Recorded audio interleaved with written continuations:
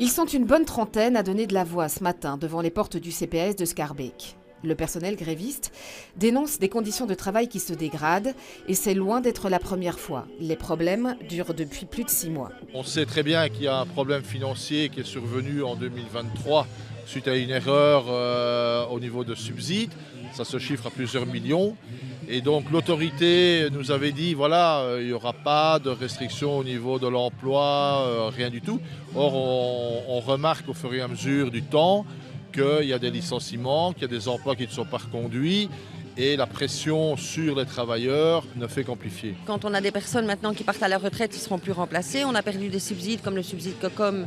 Donc c'est toutes des personnes qui ont été en fin de contrat et qui n'ont pas été remplacées. Et ce qui se passe, c'est que le travail qui est toujours là et la population qui augmente très fort à Schaerbeek, tout ce travail se répercute sur les personnes restantes. Il regrette aussi le manque de concertation et d'écoute de la part de la direction et cible en particulier la réduction des frais de route des assistantes sociales en visite à domicile.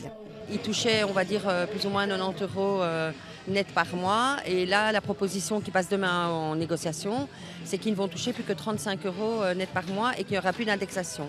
Donc ça veut dire qu'une assistante sociale va perdre plus de 600 € par an sur son salaire, ce qui est quand même énorme. Si elle dit comprendre l'expression d'inquiétude, Sophie Carton, la présidente du CPS, l'assure, le trou budgétaire sera épongé par la région et n'affectera pas les emplois ni les conditions de travail. Quant aux frais de route, il s'agit de se conformer aux exigences de l'ONSS. Les services du CPS garderont porte close toute la journée. Ils rouvriront demain.